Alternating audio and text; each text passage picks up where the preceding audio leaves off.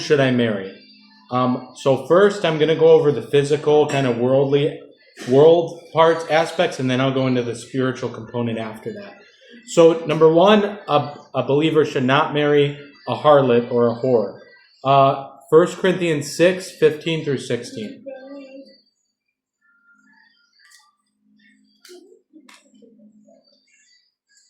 Know ye not that your bodies are the members of Christ?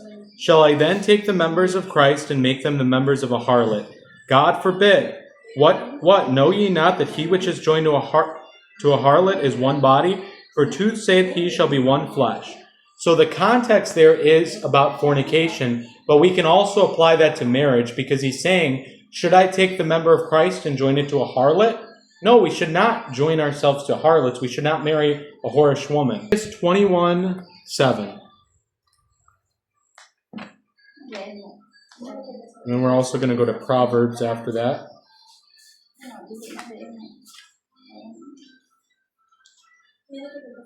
Leviticus 21, verse 7.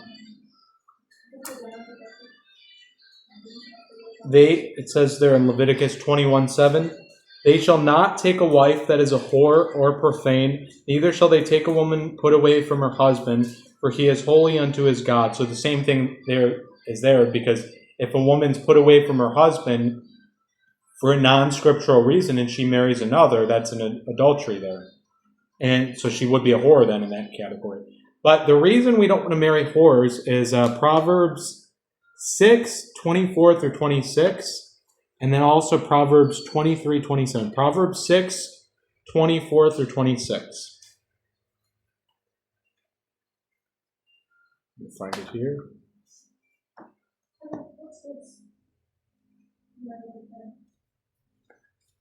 Now, I know Leviticus, that's in the Old Testament law, but the Old Testament law was written for our learning and for instruction in righteousness. And Paul says in the New Testament, don't take your body and join it to a harlot. So that confirms the same thing in the law. So a lot of stuff, some stuff in the law doesn't apply to us today, but the law as a moral code is good. And we can look back in certain things and say that can apply to us. We just need to interpret the Old Testament law in light of the Pauline epistles. Proverbs 6, 24 through 26.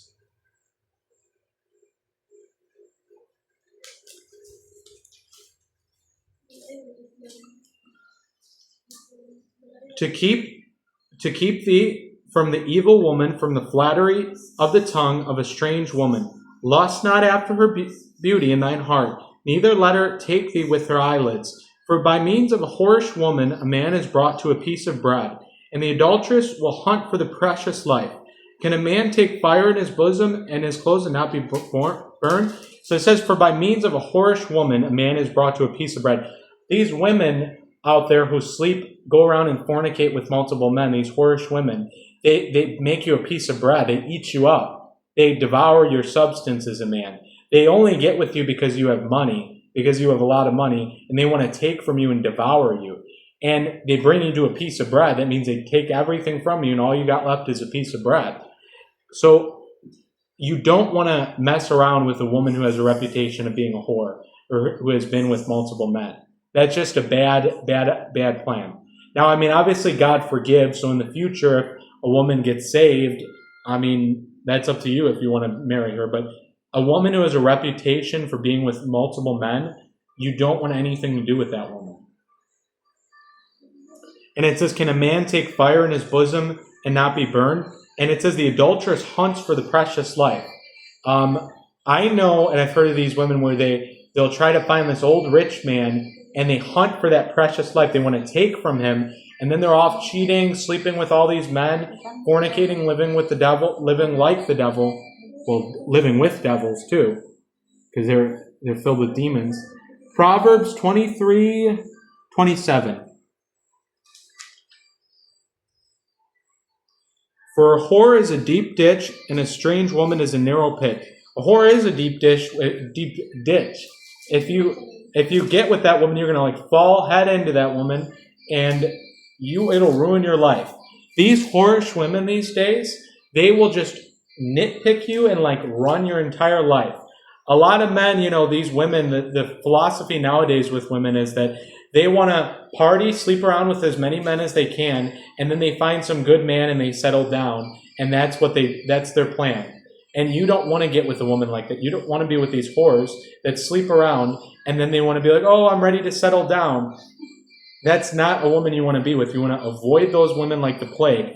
The Bible says a whore is a deep ditch, and a strange woman is a narrow pit. That's like you're walking along and you see this nice, pretty face, and the Bible says, lust not after her beauty. You see this pretty face covered with makeup, and that's like a deep ditch. You're going to fall head on into that, and you don't want anything to do with those type of women. These days, you need to be sure the woman you're with isn't some harlot who just sleeps around with multiple men.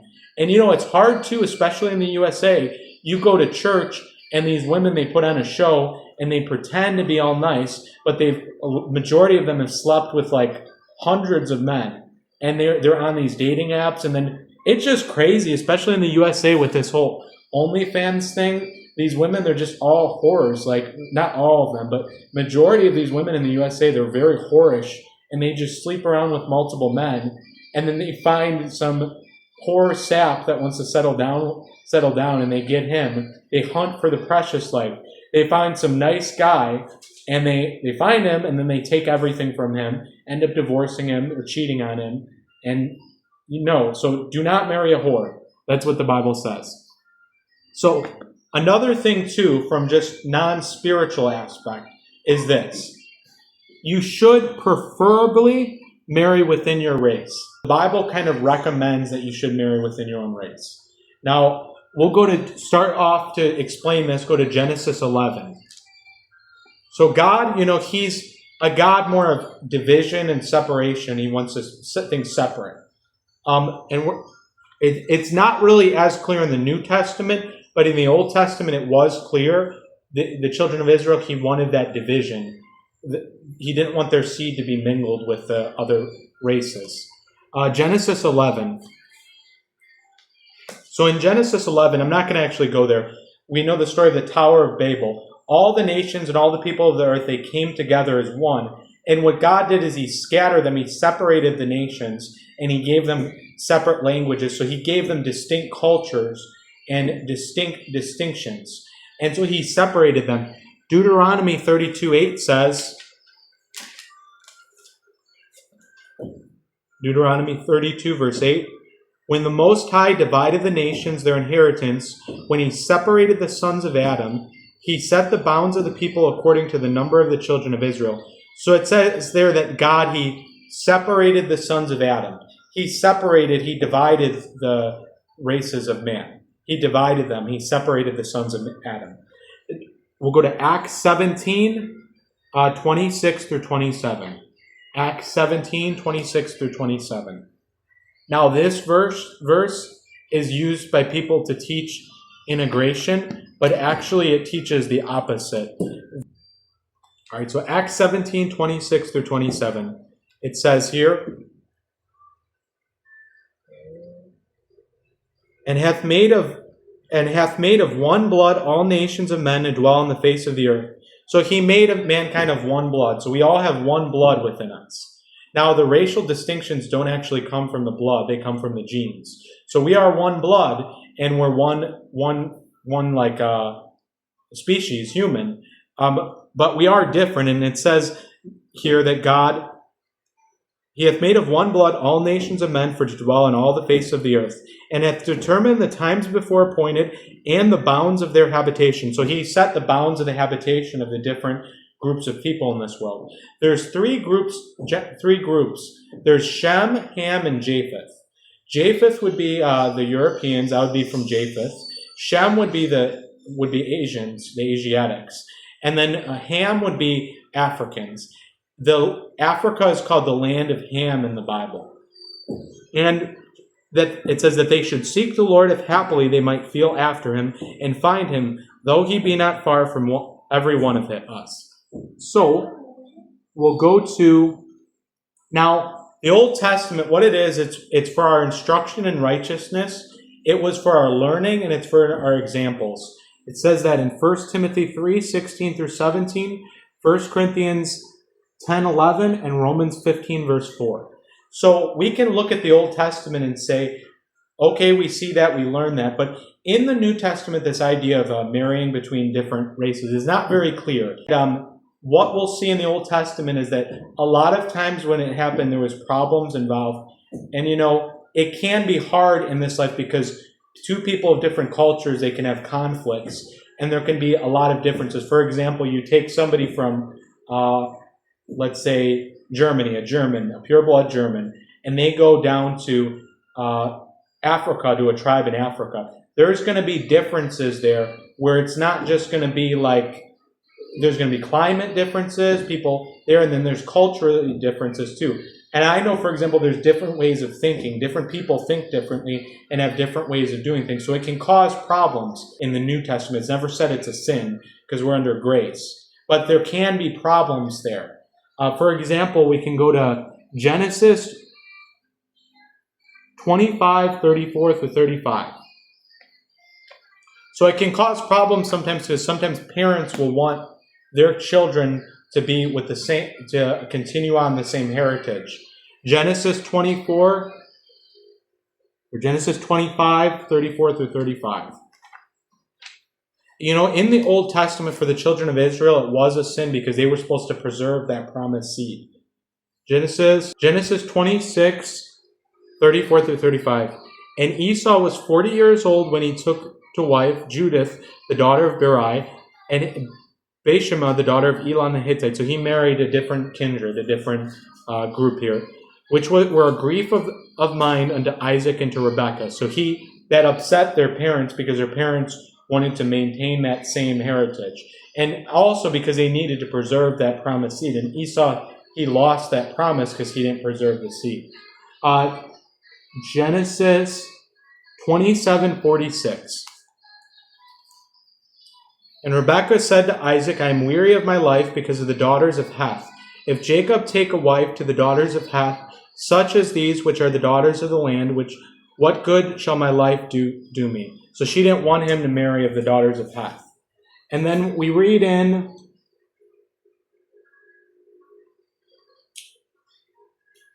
(28) verse 1, he was commanded not to take a wife of the daughters of Canaan, in 28:1. And then in the Old Testament law as well, the children of Israel, they were not allowed to mingle themselves with the other cultures or groups around them.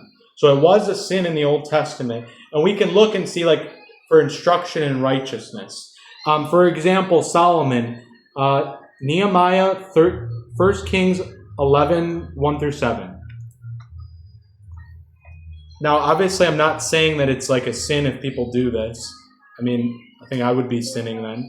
But I'm just saying that this is what the Bible says on the topic, and we need to be open and honest about what the Bible says. This isn't, I'm not saying, I don't know. But 1 Kings 11:1, but King Solomon loved many strange women. Now that's a woman of a different kindred, a different race.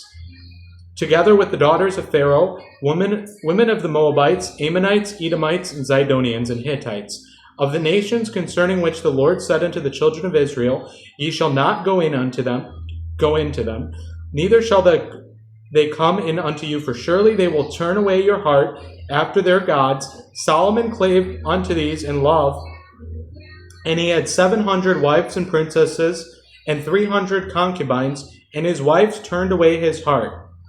So his wives, what they did was, they turned away his heart from the Lord. He was caring for these different women, and they went after their gods, the gods of those cultures. Nehemiah 13, 23 through 27. Let's see here. Now we'll move forward.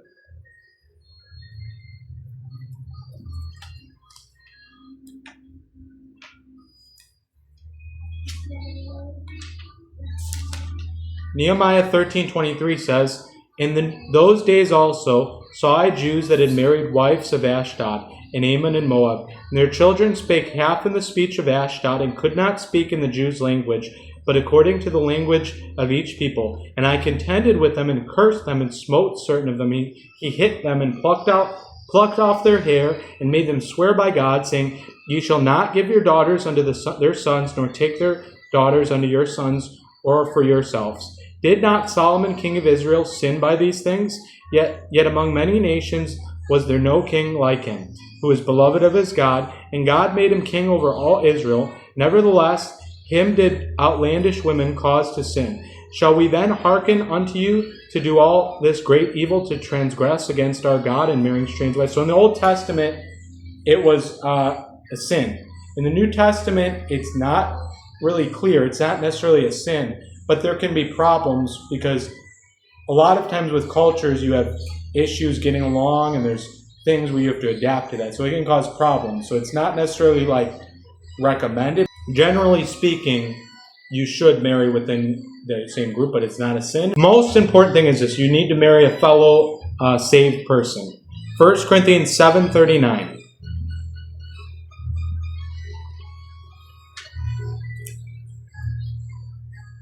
The wife is bound by law as long as her husband liveth. But if her husband be dead, she is at liberty to be married to whom she will, only in the Lord. So you can only marry somebody that's saved as a Christian. 2 Corinthians 6:14-18 says, now this can apply to relationships too. This is referring to worship, but it applies to relationships as well. Be ye not unequally yoked together with unbelievers. For what fellowship hath righteousness with unrighteousness? And what communion hath light with darkness? And what concord hath Christ with Belial? Or what part hath he that believeth with an infidel? And what agreement hath the temple of God with idols? For ye are the temple of the living God, as God hath said, I will dwell in them and walk in them, and I will be their God, and they shall be my people. Wherefore come out from among them, and be ye separate, saith the Lord, and touch not the unclean thing. And I will receive you, and will be a father unto you, and ye shall be my sons and daughters, saith the Lord Almighty. So you should marry somebody that's saved. The reason for this is in Amos 3, verse 3. In Amos 3, verse 3, it says,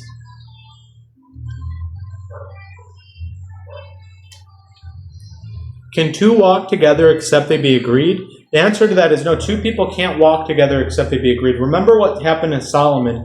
He married these women who had these different beliefs, and that ended up drawing him away from God. Because there's always going to be this conflict between you and your spouse where the one has either their gods or the differences, and that what will end up happening is that'll make you compromise if you're not steadfast. Now, if you got saved beforehand and you were married to a lost person, if that person is pleased to dwell with you and you can get along with them, fine, go along with them, but just make sure to follow God and obey God, because your conversation, the way you act, can actually win that person. But we shouldn't marry lost people. Now, if you are married, let's say you got married to a lost person before you got saved. If you're already married to the lost person, it says in the Bible that the children are sanctified, and that relationship is sanctified, which means made clean. Hebrews 13, verse 4 says,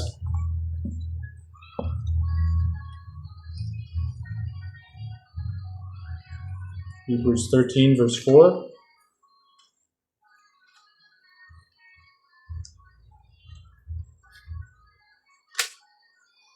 Marriage is honorable in all, and the bed undefiled, but whoremongers and adulterers God would judge. So the marriage bed is undefiled. That act between a husband and wife, it's undefiled, it's clean, it's holy. There's nothing wrong with that. But if you're a whoremonger or a fornicator, it is unclean in God's sight. But if you have the marriage covenant, and you become one flesh, that is clean and undefiled in God's sight. But between a saved person and a lost person being married, it says in 1 Corinthians 7:14,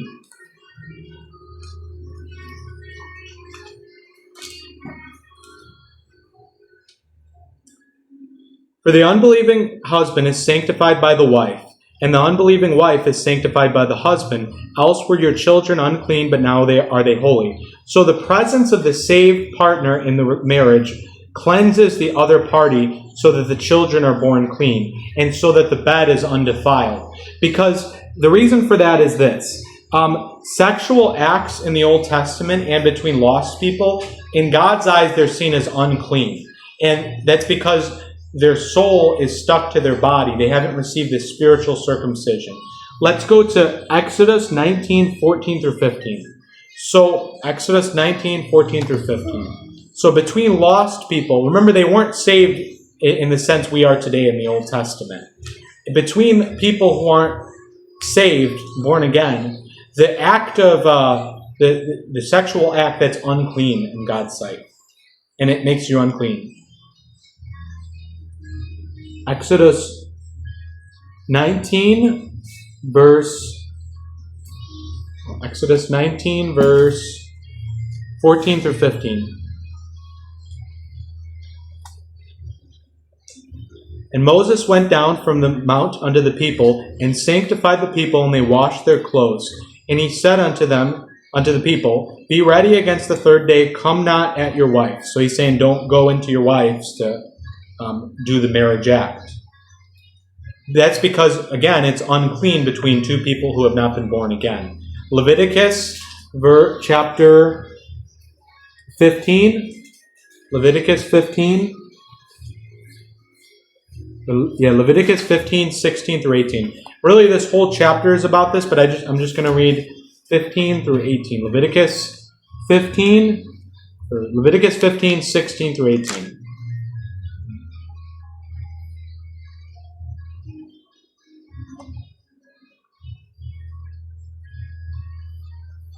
All right. And if any man's seed of copulation go out from him, then he shall wash all his flesh in water, and be unclean until the even. And every garment and every skin whereon is the seed of copulation shall be washed with water, and be unclean until the even. The woman also with whom man shall lie with seed of copulation, they shall both bathe themselves in water, and be unclean until the even.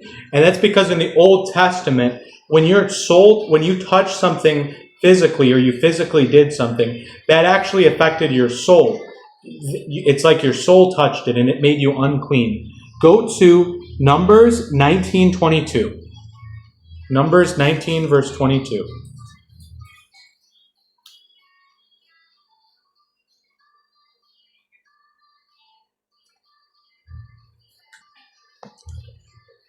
And whatsoever the unclean person toucheth, she shall be unclean. And the soul that toucheth it shall be unclean until even. Notice in that verse, the soul is touching something. The body touches it, and it's actually the soul that touches it and makes somebody unclean. Now, for us nowadays, it's different. Go to Colossians. Go to Colossians 2, verse 11 through 12. In whom also ye are circumcised with the circumcision made without hands, in putting off the body of the sins of the flesh by the circumcision of Christ, buried with him in baptism, wherein also ye are risen with him through the faith of the operation of God, who hath raised him from the dead. So God, it's the operation of God. What God did when you got saved was this. He did a spiritual operation where he cut your body loose from your soul. So you're spiritually circumcised. So when you touch something, say I touch this phone. My soul is not touching it, my body. So if I sin or I do something unclean, my soul does not do that sin. My body does. So it's the sins of the flesh. That's why Paul says, who shall deliver me from this body of sin? And he's going to change this vile body that it's going to be like his glorious body. So when you got saved, he did a spiritual circumcision and he made you clean inside, but you still have this sinful flesh. And what we were talking about in 1 Corinthians 7 let's go back there, 1 Corinthians 7:14. You've been made clean and you've been sanctified, or you've been saved, and the sin, what you do in your flesh, you can't be unclean from that. So the marriage bed is undefiled. Between two saved person, when they come together in the marriage bed, that's undefiled and there's nothing wrong. That's not unclean like in the Old Testament when the people weren't born again. But for two lost people today, that is unclean even if they're married. I mean, there's nothing wrong with that, but I mean, it's unclean in God's sight. But if you have a saved person who was married to a lost person, they got married and one party got saved, it says there, but for the unbelieving husband is sanctified by the wife, and the unbelieving wife is sanctified by the husband. Else were your children unclean, but now they are holy. So They're only made clean by the conversion of the man or a woman who's involved. That relationship, it's still clean because there's a saved party. The saved party sanctifies or makes clean the lost person. And so their children, they're born holy, clean. They're not born after the flesh. That doesn't mean saved, it just means clean. One more thing I have to go over about who should you marry. So when you do find the person you marry, it says in Genesis 5, verse 2, male and female created he them and blessed them and called their name Adam. So he calls their name Adam. So when you find the person you marry, God says he called Adam and Eve's name Adam. Notice that he calls both of their name Adam because that was their last name. They were Mr. and Mrs. Adam. That's where that custom comes from, of having the man's last name. It comes from Genesis 5, verse 2. And then also another thing is this. A father has power over who his daughter marries. That's what the Bible teaches. 1 Corinthians 7:34. Now, when I got married, I didn't know this, actually. I learned this later on, that a father has power over his daughter to give her in marriage. That's why the custom is you go and ask the fathers for the daughter's hand in marriage. That's where this custom comes from. 1 Corinthians 7, let's go to 1 Corinthians 7, 34 to 39. There is a difference between a wife and a virgin. So it says there's a difference between a wife and a virgin, and then it defines what a virgin is. The unmarried woman careth for the things of the Lord, that she may be holy, both in body and in spirit. But she that is married careth for the things of the world, how she may please her husband. So an unmarried woman, a lot of times in the Bible, is referred to as a virgin. That's because, remember, marriage is flesh joining flesh. Obviously, there's a covenant first, but it's flesh joining flesh. So a virgin would be somebody who's unmarried, according to the Bible. And I speak this for you, I speak for your own profit, not that I may cast a snare upon you, but that for that which is calmly, and that you may attend upon the Lord without distraction. But if any man think that he behaves himself uncomely towards his virgin, this is referring to the father. His virgin would be the father's daughter. If she pass the flower of her age, and need so require, let him do what he will. He sinneth not, let them marry. Nevertheless, he that standeth steadfast in his heart, having no necessity, but hath power over his own will, and hath so decreed in his heart that he will keep his daughter, doeth well. So then, he that giveth her in marriage doeth well, but he that giveth her not in marriage doeth better. The wife is bound by law as long as her husband liveth, but if her husband be dead, she is at liberty to be married to whom she will, only in the Lord. Now, I'm going to go over that a little bit more about the covering, the headship in regards to the marriage. But the father has power over the daughter to give her in marriage. That's why, as a man, you would go to the father and ask for the daughter's hand in marriage. Because it says, so that nevertheless he that standeth steadfast in his heart, it says he hath power over his own will, and he can keep his virgin, but he that giveth her in marriage doeth well. So he can give his daughter in marriage. He gives his daughter her hand in marriage, and he has power over her. And then when the husband marries her, the woman becomes over the head. That the woman's head is the man. Aside in contrast to the head is the father.